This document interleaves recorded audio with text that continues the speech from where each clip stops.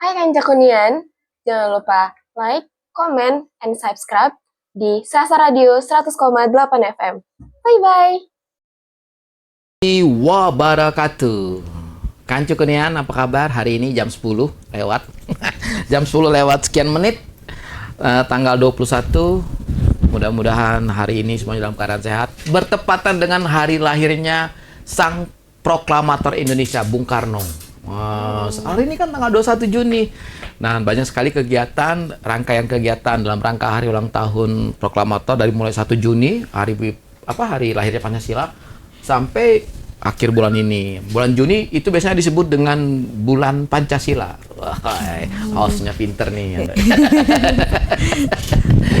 Oke, kan juga ketemu kita di Cemilan, cerita milenial Muara Enim. Hari ini kita dengan sengaja mengundang seorang wanita yang berkecimpung, yang profesinya tidak banyak di Muara Enim.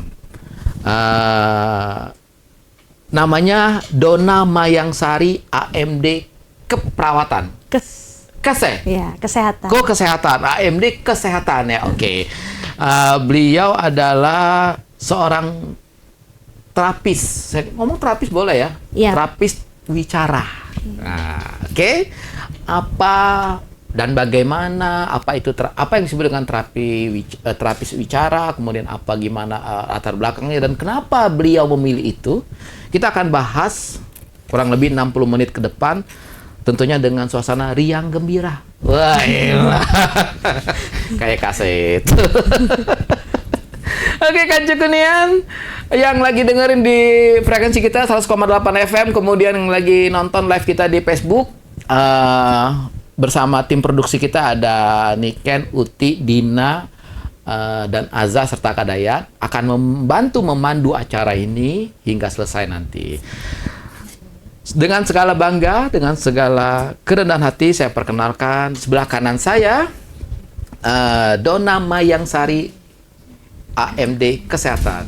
Assalamualaikum Mbak Donna. Saya panggil Mbak ya? Iya. Waalaikumsalam warahmatullahi wabarakatuh. Masya Allah. Mbak Donna ini alumni SMA 1 Muara Enim. Iya. 2013 ya Mbak ya? 2013, lulusnya 2016. Oh, 2016. Iya. Oke, angkatan 2016. Apa tuh namanya tuh? SMP-nya SMP mana? SMP 4.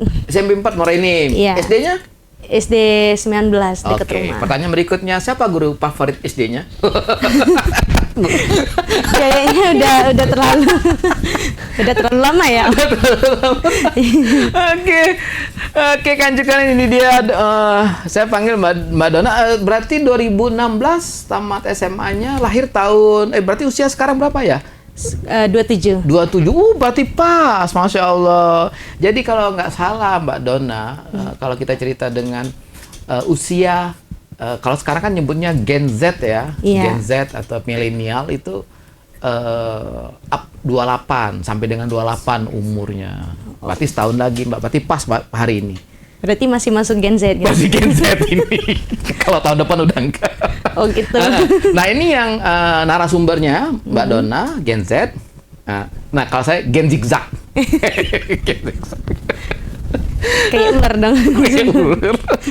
Oke, Mbak Donna, beliau ini Kancu Kunian itu setelah tamat sekolah SMA 1 Muara ini meneruskan pendidikannya ngambil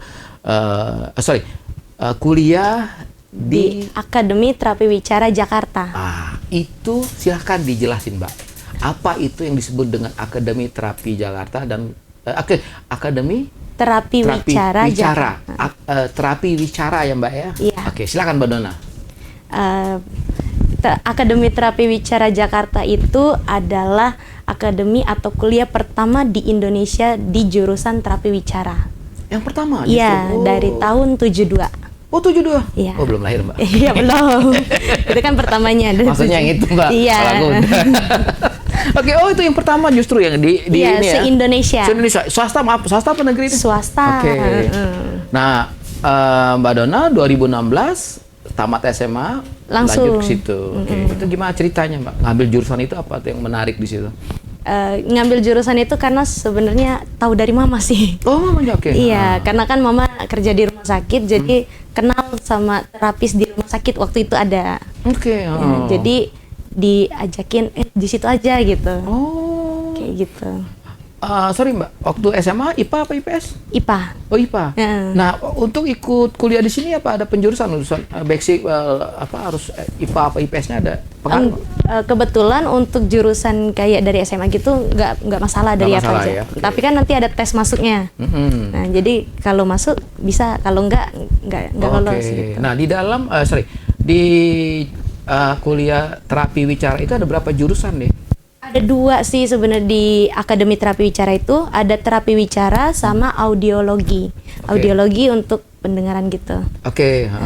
Kalau misalnya kami sendiri lumayan banyak, kami satu angkatan itu ada sekitar 30 sampai 40 orang dalam satu angkatan, satu kelas. Nah kalau yang Mbak Dona ada berapa angkatan? Angkatan Mbak Dona ada berapa orang? Kemarin itu kami masuknya sekitar 50-an, Banyak, oke. pas lulusnya cuma 36 atau 38 gitu, lupa. Yang lebihnya kemana Mbak? Ada yang tinggal, Oh, oke. yang tinggal kelas ya. Oh gitu, jadi ininya. Nah, kemudian jadi justru yang mengarahkan ya ibunya ya Iya. untuk milih itu. Nah, waktu Mbak Dona disuruh milih itu sama ibu gimana rasanya?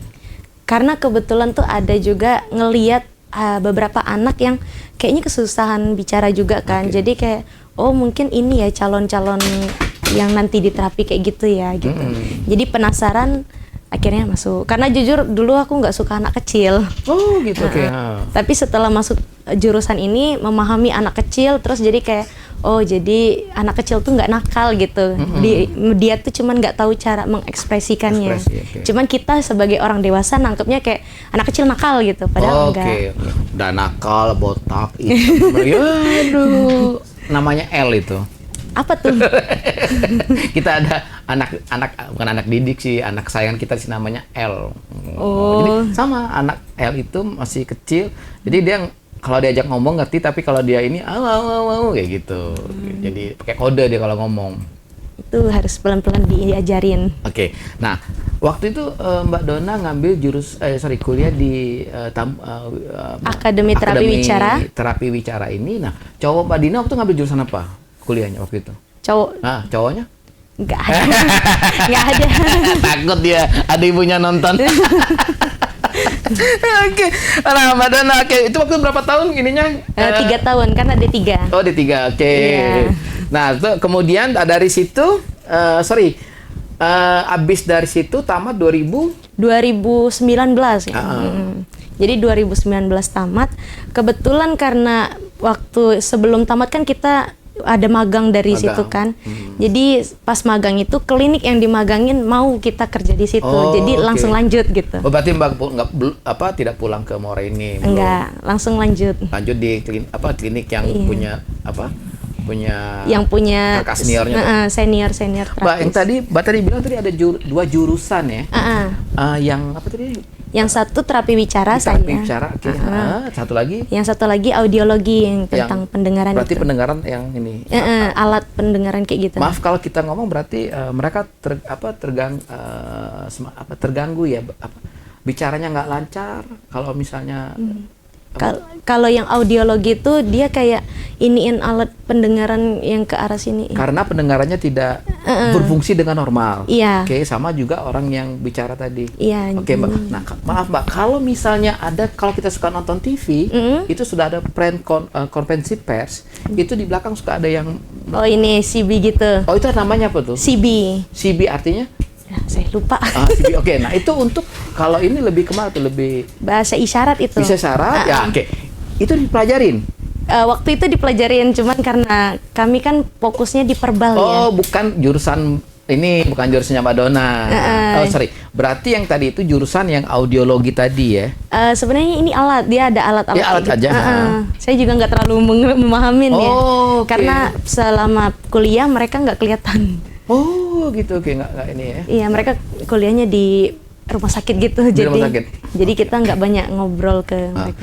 Nah, Mbak, berarti Mbak Dona, terapi wicara, apa Mbak yang maksud gini loh, apa sih yang diajarin atau ke adik-adik kita, anak-anak ini, apa sih maksudnya itu bahas cara bicaranya yang apa ya, nggak bisa ngomong, ngomongnya kurang Kurang lancar.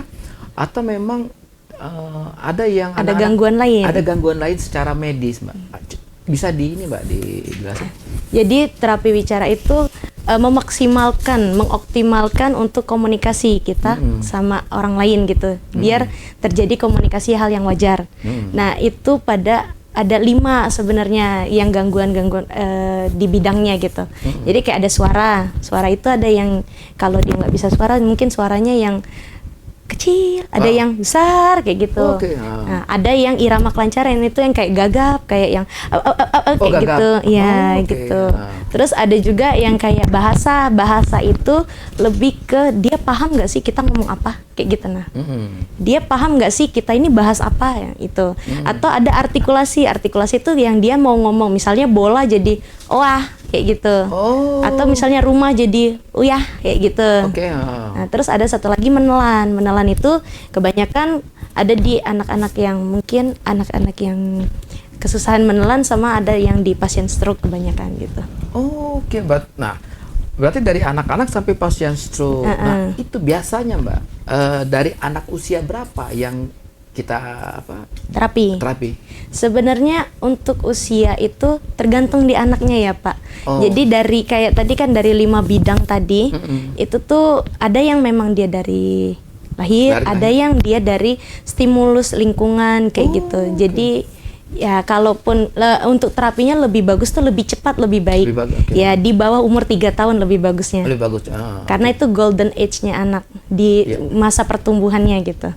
Karena kalau sudah di atas itu perkembangannya tidak terlalu yang slow gitu. Ya, juga fisiknya juga sudah semakin dewasa ini jadi agak susah gitu. Bukan agak susah, cuman ya jatuhnya nggak terlalu signifikan gitu. Kalau latah itu termasuk ini nggak? Irama kelancaran, latah, gagap gitu. Itu masuk ke situ. Nah, kalau dipanggil diajak ngomong diem aja?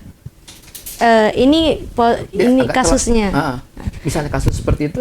Kalau dipanggil diam aja, lihat dipanggil dulu. dia ngeliat, tapi diajak ngomong dia kayak gitu. Tapi dia ngelihat ya? Ngeliat. Kalau dia ngelihat berarti kemungkinan dia nggak bisa ngebales. Jadi mungkin ada artikulasi dan bahasanya yang terganggu. Berarti misalnya ada seorang cowok manggil ceweknya diem aja, dia berarti kurang. Kalau itu yang lain lagi. Itu ngambek pasti dia. Ini beda lagi. Oke, kan cukup seru sekali ngobrol kita hari ini, Masya Allah. Mbak Donna, iya. Kancukunian sekarang beliau ini alhamdulillah keterima dan mengabdi menjadi ASN Mbak ya, Mbak? Iya. Menjadi ASN di Rumah Sakit Umum Merabain Rehab medik. Di rehab medik. Iya. Oke. Nanti kita tanya nih. Dari mulai kapan ininya Mbak diterima di RSUD? Baru mulai 2 Juni nih. 2 Juni? Iya. Masya Allah, 2 Juni. Berarti yang bareng dilantik ya sama Bapak Edison ya? Iya. Bapak Bupati. Berarti Muara ini apa tuh? Membara. Oke, nah Kunian jangan kemana-mana, nanti akan kembali kita lanjut sesi keduanya. Namun jangan lupa kita makan dulu. Mbak Donna silakan. Iya. Cireng, Bos Cireng. Terima kasih banyak untuk Bos Cireng yang kasih kita sarapan pagi ini. Oke semuanya, Kancukunian jangan kemana-mana, kita akan kembali setelah yang satu ini. Oke, Kancukunian kembali lagi kita di Cemilan Cerita Milenial Muara Enim. Hari ini kita mengundang narasumber yang spesial sekali dan juga alhamdulillah terima kasih untuk Bos Cireng. Waduh, Bos Cireng habis tinggal ujung. Bos Cireng juga terima kasih nih atas sarapan paginya dianterin tadi ke sini repot-repot. Sorry. Dianterin apa dijemput? Apa tuh? Bos Cireng ini? Diambil. Kita todong. Semangat selalu untuk Cireng, Bos Cireng. Semoga usahanya semakin jaya selalu seiring dengan Muara ini membara. Ini sebentar saya taruh dulu. Ngomong dulu. Oke semuanya, Kancukunian kembali kita ke Donna Mayangsari, Pak MD Kes. Kes. Kes. Mbak Dona, Mm-mm. ini kan waktu habis kuliah 2019 19. itu ke mana? Balik lagi? Tetap stay di Jakarta, Iya, stay kerja di beberapa klinik Jakarta. Iya. Balik lagi ke Morenin tahun berapa? Juli 2023. Oh, Juli 2023 balik lagi ke sini. Iya. Kemarin buka klinik di Desember 2023. Oke, nama kliniknya maaf kalau boleh tuh? Sebenarnya bukan klinik, rumah terapi. Oh, rumah terapi. Jadi, Iya. oke. Oh. Rumah terapi Maybell Center. Maybell. Maybell. Mau Maybell. Iya. Oh, ini ting dong. Bukan, Maybell itu nama saya sama adik saya. Oke, siapa? Maaf, nama adik? Nama saya kan Mayang, Maya. adik saya Abel, Abel. jadi Maybell. Oke, keren bel bunyi bel itu. Nah, tadi cerita kalau adiknya siapa nama adiknya? Abel. Abel itu juga ngambil jurusan Terapi wicara. sama kayak Mbak ini. Itu apa yang Mbak suruh dia ikut? Enggak, dia Oke. karena ngelihat saya terus kayak mau coba TW deh gitu. Mm-mm. Jadi dia ngambil lah TW. Tapi dia ngambil D4, saya kan D3, dia D4. Oh, di empatnya dia. Oke, Bella. Abel. Abel itu Kanci Kunian adalah alumni SMA 2 Morenin. Sekarang lagi di Solo. Iya, Nama ini sekolahnya apa nama kampusnya? Poltek Surakarta. Oke, Poltek Surakarta. Surakarta. Ya bener ya? Iya, Poltek Surakarta. Surakarta jurusan temu wicara. Terapi wicara. Keren sekali, Masya Allah. Mudah-mudahan sukses untuk Bella. Nanti kalau udah selesai balik lagi ke Morenin dong. Iya, Iya kan? Abel balik. Ambil balik. Oke, nah kemarin itu gimana cerita awal ngebuka sekolah rumah terapinya itu gimana tuh, Pak Dona?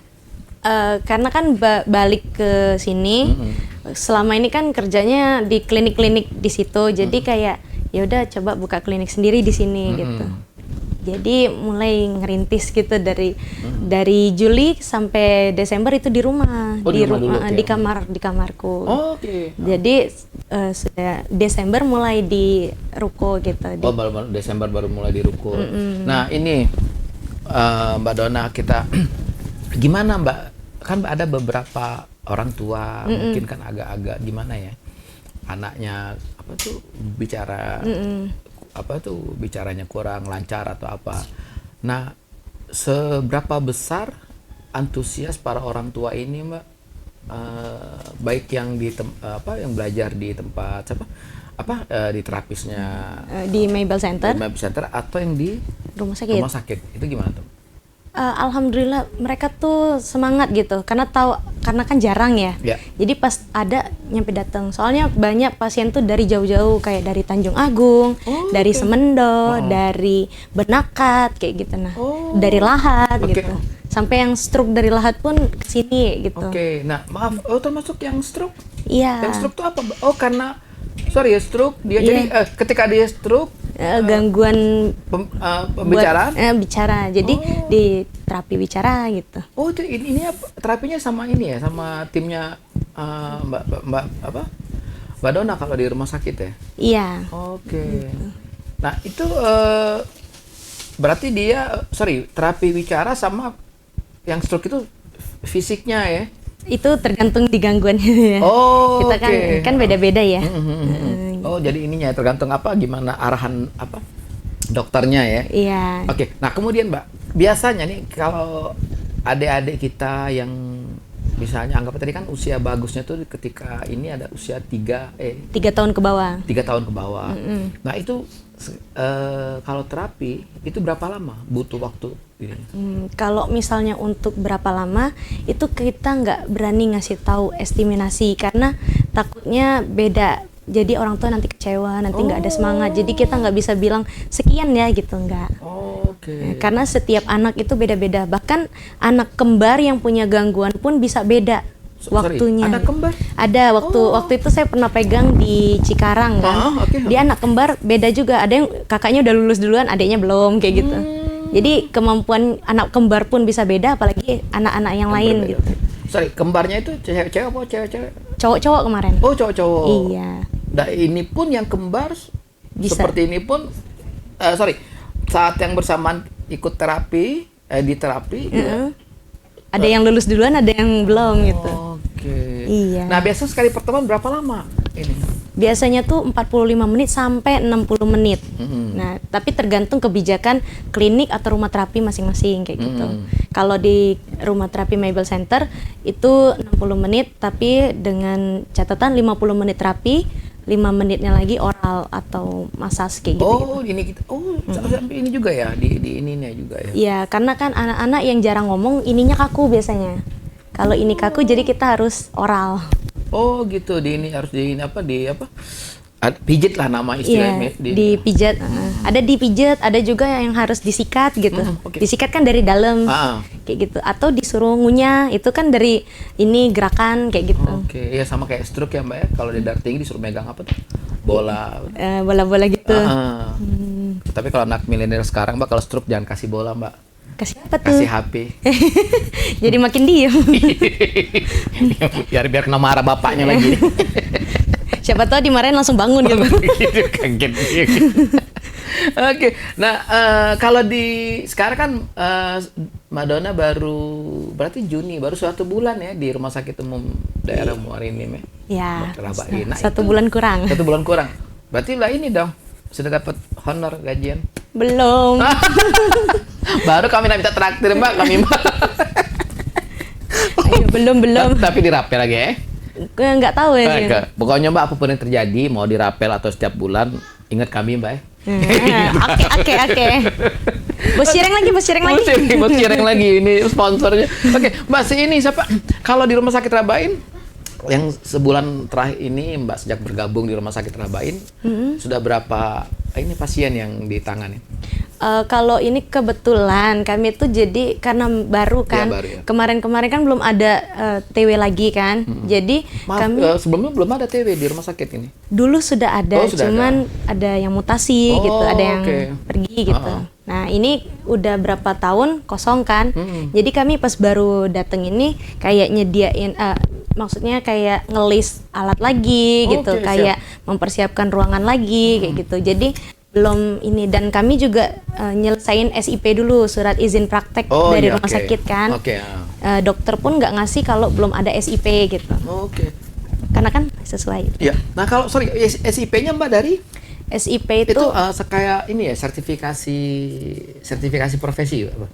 SIP itu ngurusnya kemana nanti? Ini sekarang online. Jadi di Satu Sehat, nanti dari Satu Sehat ke MPP. Gitu. Nah ini nginduknya berarti kemana kalau semacam asosiasinya atau apanya nih kalau apa tuh yang Kemenkes ya? Kemenkes ya. Itu lagi diurus semuanya ini ya? Iya, tapi by online ya. By online ya? Iyalah, syukurlah Mbak kalau pakai naksanonian kan. Iya kami gitu kalau butuh-butuh mah mano kan. Salah mau nyarinya. Jangan. Oke Mbak. Nah kemudian ini cerita kemarin pengalaman waktu menjadi tenaga terapis wicara di Jakarta deh. Nah kalau di Jakarta kemarin Mbak, maaf, apa ya pasiennya atau anak-anak didiknya tuh rata-rata apa yang gangguannya? Kalau saya liatin ya Pak, jadi emang per daerah itu kayaknya ada beda-beda kasusnya gitu. Kayak di Muara Enim sendiri nih, kebanyakan anak-anak di Muara Enim itu punya tongti atau tali lidah. Itu. Di sini? Di bawah lidah. Itu Itu kebanyakan gitu. Jadi nanti kalau dia ngomong cadel gitu. Atau dia cuman kayak karena lidahnya nggak bisa digerakin kayak gitu. Saya lihat kan, terus kalau misalnya di daerah Bekasi anak-anaknya banyak yang gangguan di bahasa, jadi kayak dia nggak ngerti kita ngomong apa kayak gitu. Terus kalau misalnya daerah di Tangerang anak-anaknya banyak yang mungkin ke arah autis gitu. Jadi per daerah tuh kayak punya ciri khas kayak gitu ya. Masya Allah. Jadi sampai ternyata tidak pukul rata ininya apa nggak ini dia. Jadi per daerah biasanya. Nah kalau misalnya nyebutin huruf kita Wong Palembang, kita nih banyak kan R. Nah itu kalau termasuk kategori ini nggak Pak? Cadel. Apa nih kalau di dalam dunia ilmunya TW. Apa tuh? R itu ada dua, ada R yang R di depan, ada yang R itu yang di belakang yang biasa orang Palembang pakai. Jadi sebenarnya orang Palembang itu yang R itu tetap benar, cuman dia R belakang gitu. Oke. Kalau R depan kayak gitu. Itu bisa diterapi apa? Bisa sebenarnya. Mana? Yang R depan apa R belakang? Yang harus yang diterapi. R belakang ke depan bisa gitu. Cuman karena biasanya nih anak-anak yang artikulasi gitu udah kebiasaan. Jadi kita tuh PR-nya di merubah kebiasaan. Gitu. Tapi kalau dia nanti R-nya kita robah, jadi ngomong R-nya jadi normal, tidak seru juga, Mbak. Beda ciri khasnya. Justru ciri khasnya situ kan. Ada salam misalnya. Dari siapa? Dari Uti. Uti mana? Uti R belepotan. Karena si Uti kalau ngomong R, gitu kan. Itu bisa bicara itu. Bisa juga. Oke, Mbak. Nah, Mbak Dona, kalau yang nah, kasus yang kemarin Mbak berapa lama di Jakarta kemarin, itu kan tadi ada beda-beda ininya. Nah, itu rata-rata Mbak antara pria dan wanita mana yang banyak ininya? Apa tuh? Kebanyakan yang punya gangguan. Biasanya cowok. Oh, cowok justru ya? Karena dari dulu juga kayaknya ada kayak dari apa ya kayak gen X ya gitu-gitu loh. Jadi emang cowok. Terus juga kayak bahasa kan kalau misalnya cewek sehari itu 25.000 kata, kalau cowok cuma 5.000 kayak gitu. Nah, itu gangguan. Jadi di cowok yang cuma 5.000 kata jarang ngomong juga kayak gitu. Nah. Jadi emang kebanyakan cowok. Jadi ada ininya, Mbak. Itu ada ilmu, ada hitungan. Iya, jadi harusnya tuh cewek 25.000 kata sehari. Dia berbicara. Dia berbicara atau suku kata atau gimana? Iya, dia bicara. Makanya cewek itu cenderung cerewet. Nah, kalau cowok cuma 5.000. Tapi karena banyak yang gangguan tuh biasanya di bawah itu. Makanya cewek cenderung cerewet karena memang udah dasarnya apa ya, 25.000 kata per hari. Kalau cewek itu judes, itu lain lagi. Kalau itu udah masuk emosinya. Oh, emosi. Oke, masuk itu dipelajari di sekolah, di tempat kuliahnya dipelajari sampai sebegitunya. Iya, kan lebih detail gitu. Masya Allah. Jadi Kance Kunian kalau misalnya Kance Kunian ketemu cewek yang ngomong terus, karena dia lah terbiasa dari kecil, Pak. Iya, emang kodratnya. Kodratnya 25.000 kata tadi. Nah, kalau cowok pendiam, karena dia sikok, karena dia memang terbiasa 5.000 kata, atau dia lagi buntu. Tiba-tiba buntu. Kalau lagi buntu itu cowok, kalau lagi buntu diem, dia megang duit dikit, jangan nenek. Pak RT lagi tegornya, padahal sama tidak pernah tegoran dia kan. Oke, seru. Nah, kalau untuk klinik My Bell Center, rumah terapi Maybell Center. Rumah terapi Maybell itu apa? Maybell Center. Itu buka tiap hari atau gimana? Ada jam operasionalnya? Kalau dulu sebelum di rumah sakit bukanya kan dari jam 8 sampai jam 8 pagi sampai jam 5 sore.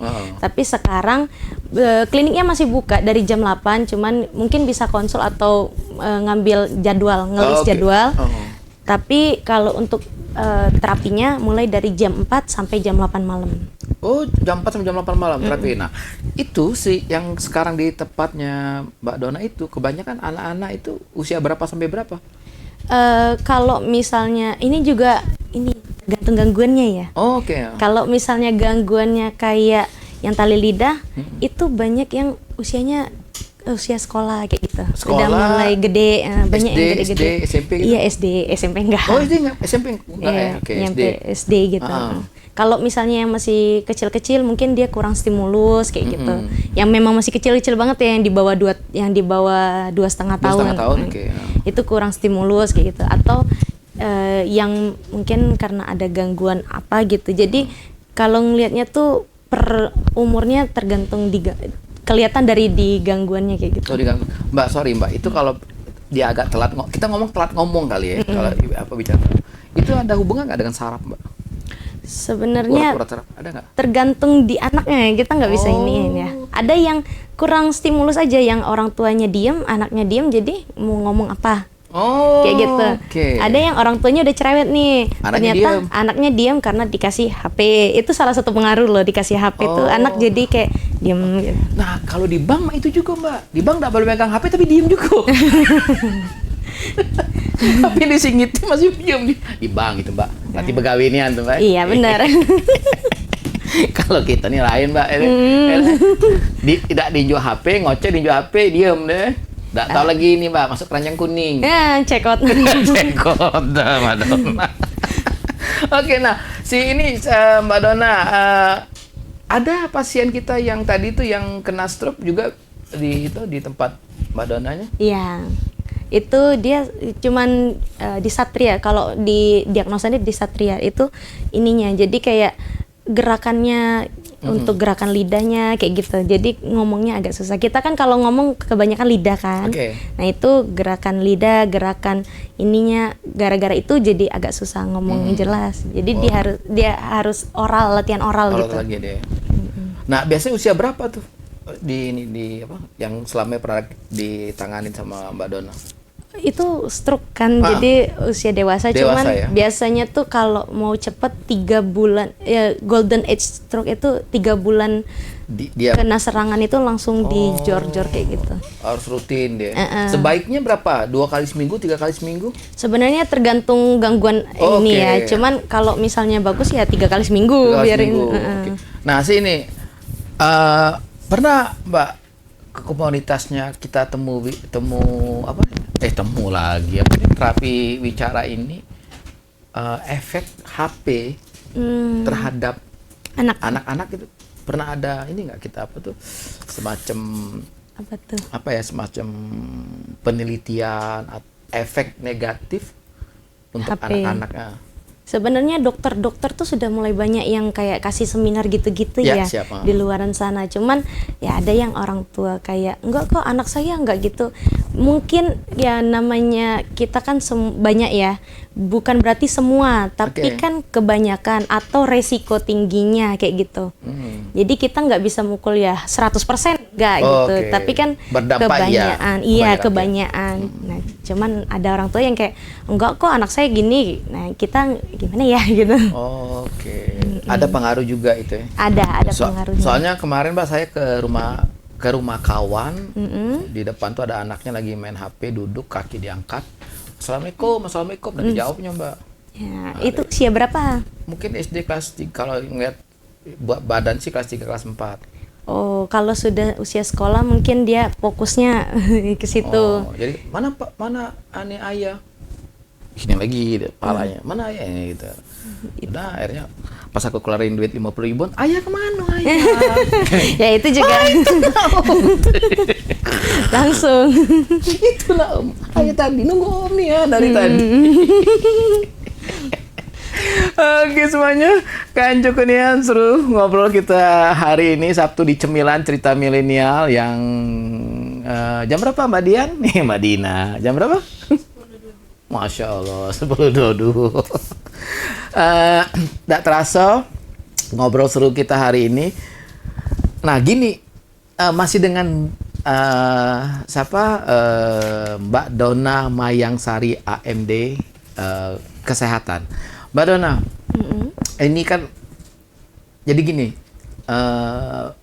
berarti kita kalau nyebut adik-adik anak-anak ini atau juga nyebutnya lebih ke apa ya, pasien atau murid atau gimana ininya? Bisa pasien, bisa anak-anak. Oke, anak-anak. Bisa anak-anak, pasien, murid, tergantung mau nyebut apa, nggak apa-apa. Ke mereka ini ya.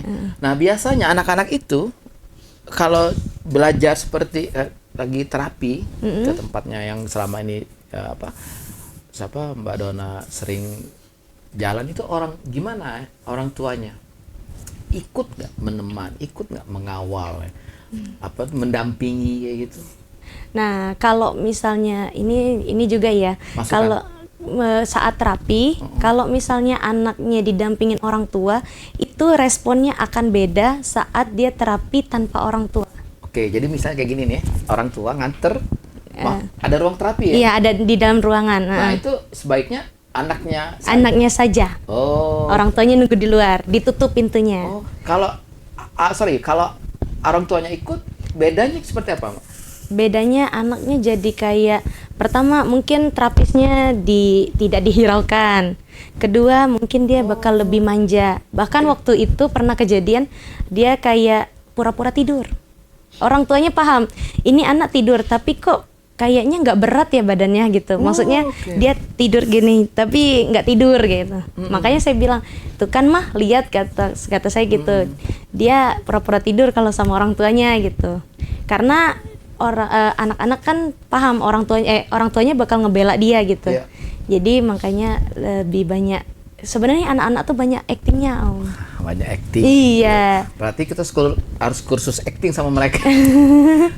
Itu jadi makanya kalau misalnya pertama-pertama terapi anak-anak biasanya nangis karena kan jauh dari orang tua, terus tiba-tiba ketemu orang asing di ruangan tertutup gitu. Itu biasanya saya bilang ke orang tua kayak yang penting ibu tenang dulu, jangan panik, dan ibu jangan khawatir karena kan orang tua sama anak punya ikatan batin juga. Jadi kalau misalnya nanti orang tua panik kayak, ya anak aku nangis kenapa, anak di dalam juga makin gelisah gitu. Jadi lebih baik orang tuanya jangan nggak apa-apa nangis, nggak apa-apa, tapi orang tua tenang dulu gitu.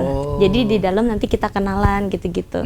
Ada yang memang sengaja nangis itu nangis nggak ada air mata gitu. Supaya dikeluarin. Supaya cepet, misalnya sesinya harus 40 menit, gara-gara nangis keluar gitu.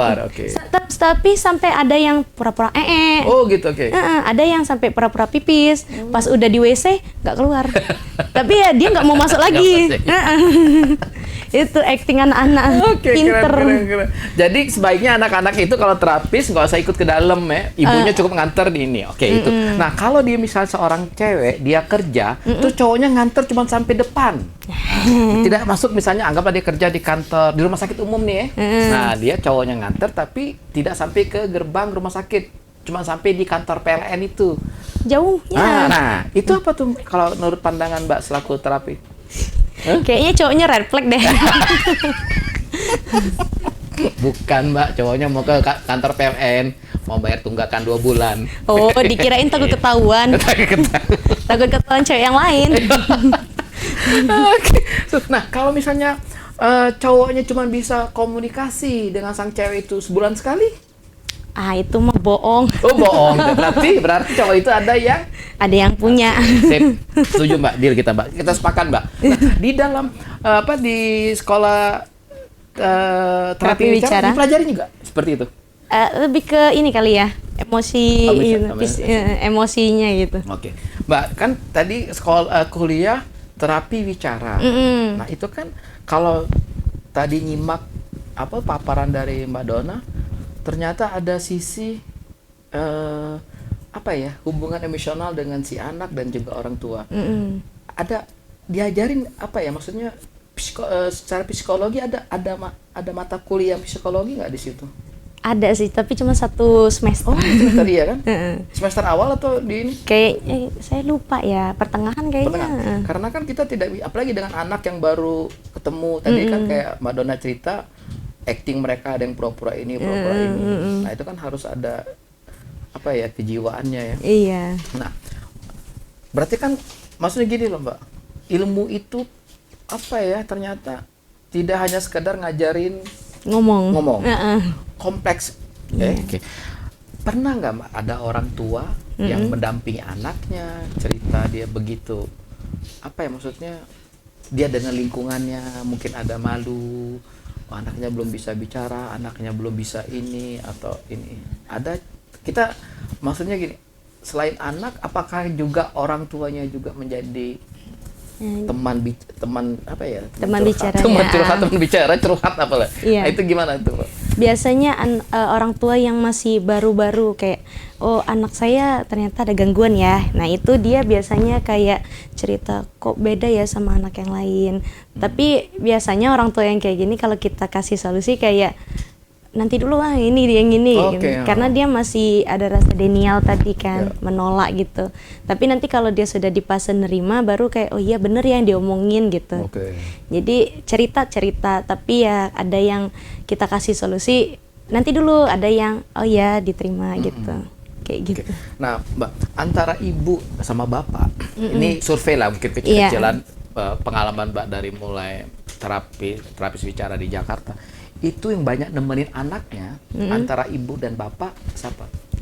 Kalau di sini banyakan ibu. Ibu, oke. Kalau di Jakarta banyakan susternya. Ya, mbaknya. Oh, oke. Kayak gitu. Nah, itu gimana ininya? Apa maksudnya? Tapi pesan message nyampe nggak ke orang tuanya kalau yang nganterin apa tuh Susnya. susternya tuh? Nah, saya kurang tahu kalau itu ya.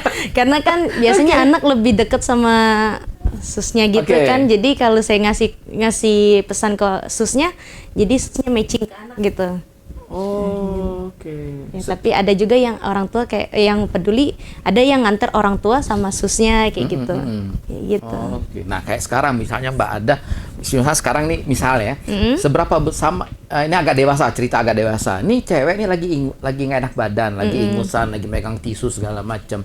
Dia sebaiknya ngadu ke siapa? Dia ke dokter, ke perawat atau ke cowoknya? Ya, sebenarnya ke dokter lah. Ke dokter. Iya. Karena dia belum punya cowok kan? Oke. Sih. Kok ini orang terapi bicara keren. Oke, Pak. Oke. Nah, ini pernah ketemu anak-anak atau pasien atau orang tua yang ngeselin nggak, Bang? Kalau itu sebenarnya kita kan manusia ya. Oke. Jadi ada kadang orang tua kesel, ada kadang kita yang kesel gitu. Oke, nah pas Mbak Dona kesel titik saat apa, Mbak? Gimana ya? Ya gini kan, kita kalau menghadapin anak-anak pasti harus moodnya harus bagus, harus yang gimana gitu. Jujur saya tuh yang energinya gampang habis. Makanya kalau ke orang tua mungkin tiba-tiba muka kayak gimana gitu. Sebenarnya bukan maksud, tapi karena udah habis megang anaknya, jadi mohon dimaklumin kayak gitu. Cuman kadang ada orang tua yang kesel juga kayak, ya anak saya nangis terus nih, diapain.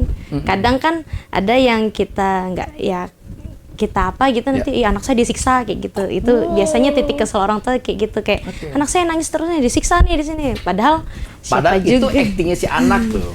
Iya, padahal siapa juga yang mau. Iya, oke. Kayak gitu. Nah, kalau di tempat tadi banyakan yang ditanganin sama Mbak Dona apa tuh adik-adik yang di terapis itu adalah cewek ya? Cowok. Oh, cowok justru. Oke, cowok karena memang apa tuh apa tadi tuh dari kata perharinya udah beda jauh ininya ya. Oke. Nah, kalau yang paling cepet menangkap nih ya, menangkap yang dari misalnya lagi terapis, yang paling cepet nangkep tuh antara adik kita yang cewek apa yang cowok? Nah, dari apa yang Mbak Dona sampaikan ke mereka? Sebenarnya kalau itu tergantung anaknya, jadi nggak bisa dipukul rata, nggak bisa. Oke. Tergantung anak, karena ada yang ini cowok pinter, ada yang ini ternyata ceweknya pinter kayak gitu. Jadi nggak bisa dipukul rata cowok cewek nggak bisa. Jadi ininya apa tuh ya, apa balik lagi ke anak-anak itu ya. Ke kondisi anak. Makanya kita nggak bisa pukul rata kayak gitu. Kembar aja bisa beda, apalagi yang beda-beda. Ya, kembar aja bisa beda ya. Apalagi yang beda ini, beda bapak ibu ya kan. Oke, semuanya kan cukunian. Kelar sudah? Belum deh. Belum kelar nih, Mbak. Maksudnya ini udah mau di ujung tapi sih. Oke. Di ujung acara ini cemilan cerita milenial ini Kanca Kunian. Masya Allah, kita baru tahu ternyata hari ini baru tahu ternyata, makasih banyak loh Mbak Dona hadir loh. Kita baru tahu ternyata antara anak cowok dan anak cewek itu suku kata yang diucapkan sehari-hari itu beda jauh gitu. Iya. Makanya kalau anak cowok itu 5.000 kata, anak cewek 25.000. Maka kalau anak cewek lebih cenderung ke cerewet, anak cowok lebih cenderung ke nakal ya. Nakal. Karena dia tidak ngomong-ngomong dia. Iya, tiba-tiba ngelakuin itu. Jadi itu jadi ininya. Oke, Kanca Kunian, narasumber kita hari ini Dona Mayang Sari AMD kesehatan, beliau adalah terapi wicara, dan alhamdulillah setelah menamatkan kuliahnya di sekolah tinggi Akademi Terapi Wicara di Jakarta, beliau berkarir berapa tahun, kemudian balik lagi ke Muara Enim dan membuka klinik rumah terapi. Rumah terapi, kita nyebutnya rumah terapi, sorry. Rumah terapi My Bell Center di daerah Air Lintang. Oke. Nah, dan alhamdulillah beliau juga ikut tes CPNS dan diterima di Rumah Sakit Umum Daerah Muara Enim, Rabain. Nanti ketemu kalau misalnya ada yang mau terapi wicara, anak-anak saudaranya di Rumah Sakit Rabain ketemu dengan beliau. Masya Allah. Oke, Kanjeng Kenian. Kelar sudah aksi acara cemilan kita hari ini. Terima kasih banyak atas segala macam bentuk segala macam bentuk atensinya. Mohon maaf bila ada kata-kata yang salah. Saya Dijangi bersama tim produksi, ada Uti, ada Dina, dan juga ada Aza, dan juga Niken bersama Kak Dayat. Mohon maaf bila ada kata-kata yang salah. Namun sebelum kita tutup, kita kepengen closing statementnya dari Mbak Dona. Nah, ini closing statement ini kalau closing statement Mbak Dona itu harus nyebutin nomor HP dan nomor rekening. Nggak tahu. Kaget dong, tiba-tiba langsung. Nomor rekening. Acara apa ini?